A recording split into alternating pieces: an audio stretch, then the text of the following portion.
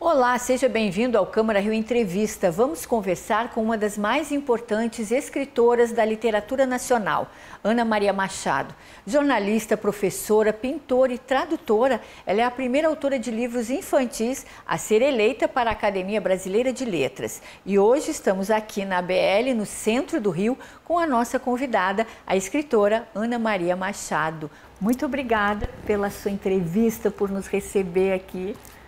Obrigada a vocês por me chamarem, me convidarem, me receberem tão lindamente assim, me dar esse espaço. Muito obrigada. E antes de a gente começar aqui o nosso bate-papo, vamos acompanhar um pouco da trajetória da nossa convidada, Ana Maria Machado.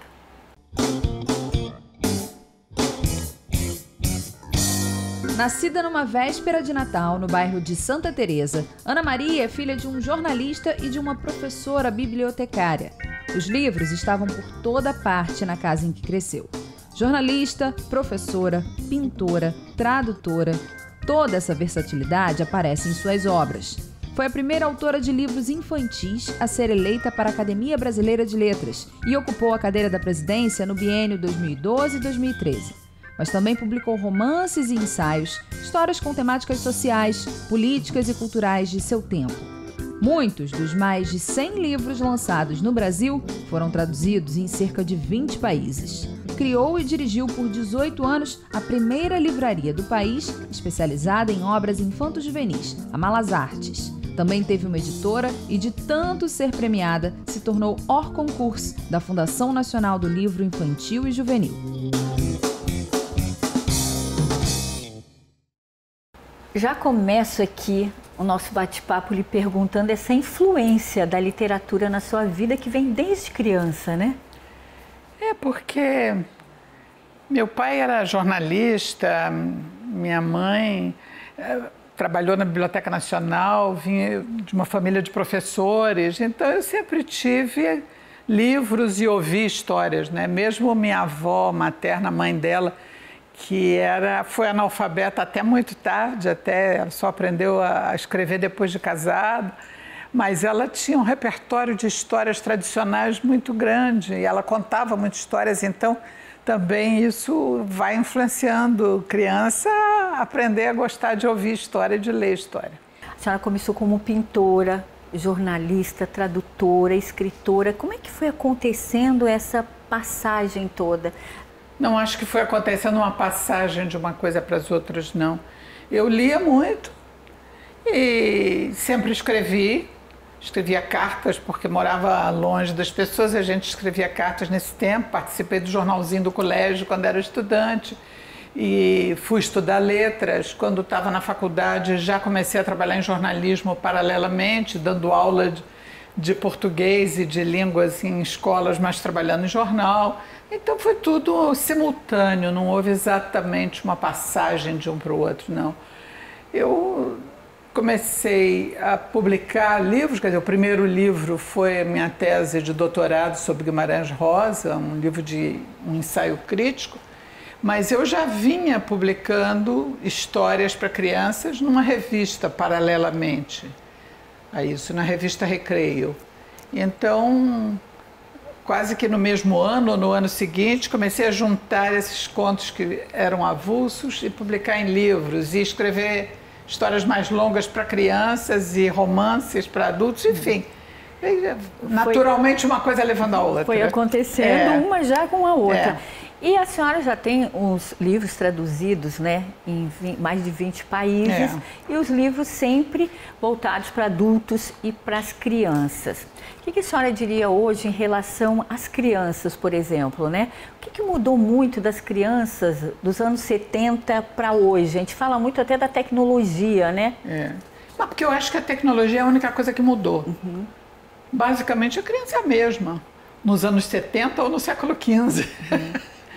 Eu acho que a criança, nós todos, o ser humano, a gente tem sonhos, imaginação, vontade de brincar, é importante imaginar, medo de algumas coisas que temos que enfrentar. E muitas vezes juntamos a imaginação e o medo, então temos medo de coisas que não são reais e como que vamos enfrentar isso. Ao mesmo tempo temos dores e medos de coisas que são muito reais e como que vamos enfrentar. Então essas coisas mudam um pouco. É claro que hoje em dia a gente não vai encontrar muito criança que tenha medo de um fantasma de noite numa casa quando houve um rangido, porque a gente não tem casas com corredores e rangidos e tudo isso. Ela vai ter medo de outras coisas. Mas as crianças têm medo e têm que enfrentar os medos. E como é que a senhora se sente sabendo que as suas obras chegam a tantas crianças, né, em universos diferentes, né, fora do Brasil, em todo o mundo? Isso eu acho que é um presente da vida. Foi uma bênção, uma coisa completamente inesperada. Eu contava história para os meus irmãos, para os meus filhos. Comecei a escrever histórias a partir daí, de situações quase domésticas. E perceber que isso se espalhava, que crianças fora da minha família gostavam, que em outros países fazia sucesso, ganhar prêmios internacionais. Isso tudo foi um presente, uma bênção, que eu digo, e uma surpresa. E a senhora falou dos prêmios internacionais. Foram tantos prêmios, continuam. Tem algum que marcou mais? Como é que você recebe esses prêmios? Né? É um reconhecimento de todo o seu trabalho, de toda a sua influência nessa literatura. É um reconhecimento que é muito bom, né? Ter um reconhecimento, dá um calorzinho dentro, a gente gosta disso. Acho que todo mundo merece ser reconhecido pelo que faz, merece um muito obrigado, uma coisa de dizer foi bom, isso, etc. E alguns prêmios são muito marcantes. Eu acho, por exemplo, o prêmio Casa das Américas de Cuba foi o primeiro prêmio internacional que eu ganhei e foi muito marcante, não só por ser o primeiro internacional, mas porque eu fui muito atrevida. Eu mandei um texto para concorrer com o pseudônimo, ninguém sabia de quem era e tudo, era um original de um texto não publicado, mas eu mandei para concorrer com as obras de literatura adulta. Os outros candidatos não eram do infantil. E ganhei mesmo assim, como sendo a melhor obra daquele ano. Então, quer dizer, isso foi um prêmio a um atrevimento e a uma qualidade. E com um júri que era presidido pelo maior crítico literário brasileiro na ocasião, que era o Antônio Cândido, e os outros membros do júri eram João Baldo Ribeiro, Márcio de Souza, Jean Francesco Guarnieri, eram pessoas muito consideráveis, e era um prêmio com pseudônimo, ninguém sabia quem era que estava concorrendo. Então esse prêmio foi muito marcante. Outro prêmio muito marcante foi o prêmio Hans Christian Andersen, que é o maior prêmio internacional de literatura infantil. E o prêmio da Academia, que eu ganhei antes de entrar, claro, o prêmio Machado de Assis, que é um prêmio dado para conjunto de obra abrangendo todos os gêneros e votado em plenário por todos os acadêmicos. É o maior prêmio literário brasileiro, é o mais significativo. E também foi muito bom ganhar esse prêmio. Falando um pouquinho, né, da sua presença aqui na academia, né? A senhora veio ocupar a cadeira número 1. Como é que foi aquele momento? Eu fui sondada por 3 acadêmicos muito consideráveis, muito respeitáveis, se eu não queria me candidatar. Quando houvesse uma vaga, na ocasião não havia ainda nenhuma. Eu fiquei hesitando e poucos meses depois se abriu uma vaga e um deles, que tinha estado na conversa comigo, disse: é hora. Eu pedi um tempo para pensar, ele me disse: tem 15 minutos, se não resolver em 15 minutos, nós vamos falar com alguma outra pessoa, porque existe um calendário, uma premência de tempo para se apresentar logo. Aí, nesses 15 minutos, eu topei e me candidatei. Havia 4 candidatos em seguida, foi uma campanha como se fazia, né?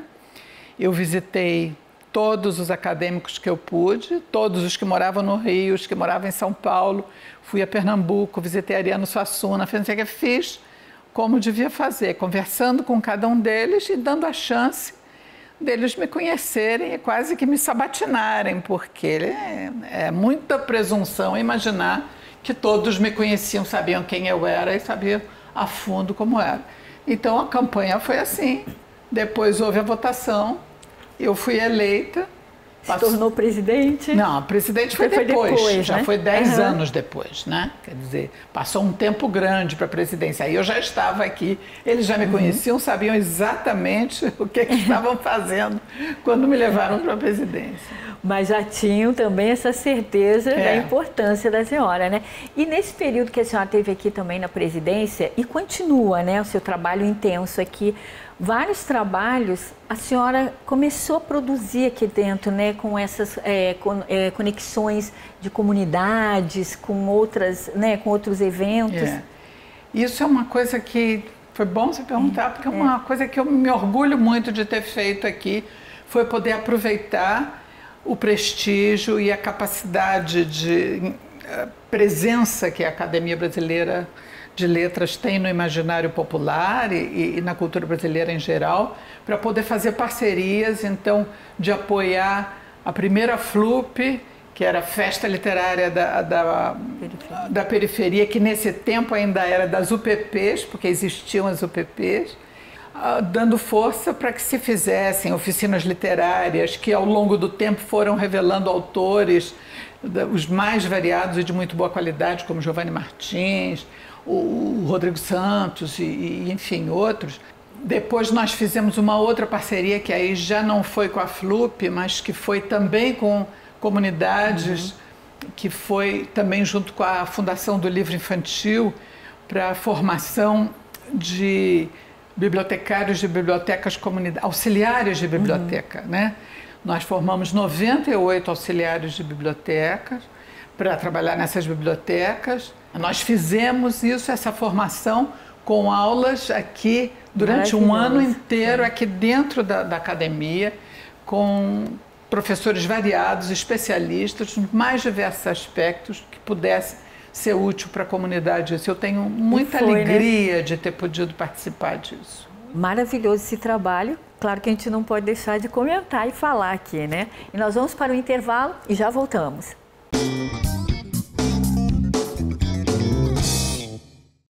Estamos de volta com o Câmara Rio Entrevista de hoje. E já vou começar lhe perguntando também sobre a livraria, uma livraria importante, né? Acho que o país inteiro foi a primeira livraria infantil no Rio de Janeiro, Malas Artes. Fez parte da vida de muitas crianças, inclusive da minha filha, que está com 21 anos, e sempre estávamos lá, né? Os meus filhos também. Maravilhoso. E foi uma livraria que eu fundei inicialmente junto com Maria Eugênia da Silveira, e ao longo desse tempo todo, que ela só acabou agora, nós abrimos em 79, ficamos 45 anos lá, e foi a primeira livraria infantil do Brasil e ajudou a formar muitos leitores. E quando nós abrimos, não havia outra no Rio, um ano depois havia 13 ou 14, deu muito certo. E foi um ambiente ótimo, era muito bom estar lá, com as crianças que chegavam, mexiam nos livros, era fácil, ao alcance de todo mundo. Maravilhosa. E nós nem dividíamos por idades, mas por gêneros, né? Assim, quando tinha os livros de humor, os livros de fantasia, os livros de terror, de medo. Em relação aos livros, todos os gêneros que a senhora escreve, desde o infantil, adulto, político, também sempre tem uma questão política nos livros infantis, né? O que mais a senhora acha que chamou a atenção de todos os livros? Nós temos aqui esses livros também que são importantes e trazem sempre essa conexão da sua realidade e com uma ficção, e sempre trazendo também essa força da mulher, né?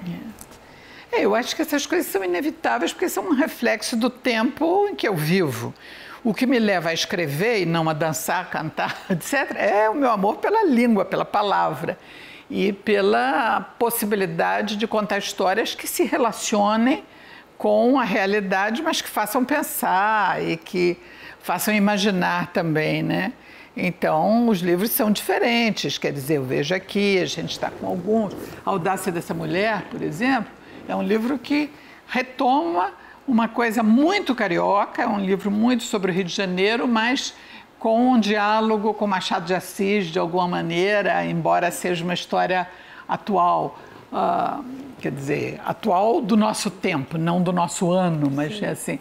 Tropical Sol da Liberdade reflete sobre os anos de chumbo, o tempo da ditadura, a época das passeatas, experiências de exílio, a redemocratização, enfim, é um livro sobre a história política recente do país em geral.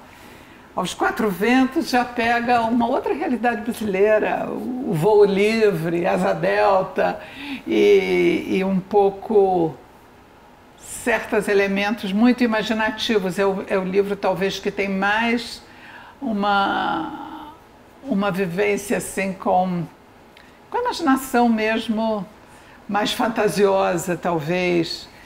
Alice e Ulisses é uma história de amor bem clássica, mas ao mesmo tempo com uma visão muito moderna, né? E O Mapa Todo Seu é uma história que se passa no século XIX.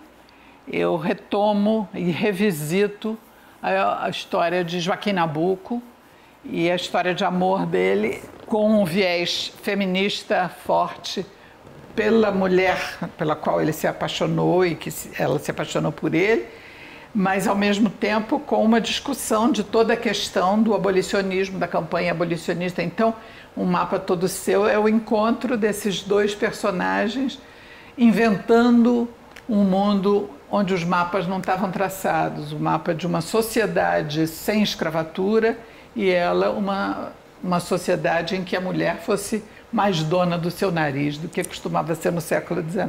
Sempre trazendo essa força, né? E em um desses livros, a senhora fala da questão da época do período do exílio, né? Da ditadura. No Tropical Sol da Liberdade. Como é que foi esse momento? E a senhora traz esse momento também ali, né? Como se estivesse contando, né, para sua mãe, ter toda essa relação. Como é que foi esse momento na sua vida? Esse livro, Tropical Sol da Liberdade, para mim, enquanto eu escrevi, eu achava que era muito um livro sobre a relação mãe-filha, mas também passa muito por como duas gerações diferentes viveram esse período da ditadura, da repressão, da resistência à repressão. A minha experiência de exílio, que é um pouco retratada aí também, tá? É uma coisa que foi vivida. Por um lado, é uma experiência muito dolorosa de não poder voltar ao país, de sentir saudade o tempo todo, inclusive na ocasião não tinha redes sociais, não tinha como falar toda hora, você escrevia, as cartas levavam 2 semanas para chegar, para se precisasse telefonar tinha que marcar hora, dia para ficar esperando, então escrevia uma carta antes com antecedência para marcar qual era a hora, o dia, aí, enfim... Mas esse é um lado, quer dizer, o outro lado também é um lado em que, queira ou não, a gente se abre para o mundo. Tem contato com experiências muito diversas, né? Desde estar numa sociedade com uma cultura diversa, em outra língua, e passando dificuldades muito específicas do fato de ser estrangeira, longe da família, dos amigos, dos contatos profissionais, da experiência, tendo que reinventar profissões, trabalhar em coisas completamente diferentes. Trabalhou em outras profissões, Trabalhei em outras profissões. Não, eu trabalhei em jornalismo, porque eu falava e escrevia bem em inglês e francês, os lugares onde eu morei. Então eu pude trabalhar em jornalismo nos 2 lugares, mas trabalhei também dando aula. Trabalhei pesquisando, trabalhei como tradutora, trabalhei como dubladora de documentários e de coisas, quer dizer, do que se era falado em português, quando iam dublar em português, então eu trabalhei nisso. E aí retornou ao Brasil? Retornei, já trabalhando em jornal, e fui direto para o Jornal do Brasil quando retornei. E aí, em poucos meses, eu estava usando a minha experiência de ter trabalhado na BBC e em rádio e tudo isso, estava dirigindo o sistema de rádio jornalismo da Rádio Jornal do Brasil, onde eu fiquei 7 anos e tudo. Quer dizer, foi uma profissão nova. Eu, quando saí, era professora, quando eu voltei, era radialista. Hoje, o que a senhora acha que falta na literatura? Não, eu não acho que essa pergunta tenha razão de ser assim, não, porque eu não acho que falte uma coisa na literatura como um todo. Eu acho que é sempre uma experiência individual. Quem acha que falta alguma coisa numa história vai contar essa história, vai escrever. Isso do ponto de vista do autor. Do ponto de vista do leitor, o leitor vai descobrindo os seus autores, que muitas vezes o que é um autor novo para um leitor é um autor de 200 anos atrás, na cronologia. Às vezes, um autor novo que está publicando um livro agora cai na mão de um leitor que também é novo e eles se encontram logo. Então, não acho que seja feito de faltas, não. A literatura é um espaço de encontros, não de carências de faltas. É um espaço de explosão de abundância, que a gente vê assim, de fartura de experiências, experiência com a língua, experiência com a história, experiência de encontros mesmo, de sensibilidades. E qual a mensagem que a senhora gostaria de deixar hoje para quem está nos ouvindo e que eu tive uma aula aqui, um prazer hoje? Olha, durante muito tempo eu respondi a esse tipo de pergunta dizendo que a literatura não tem nada a ver com a mensagem chegava pelo correio, pelo carteiro que trazia a mensagem.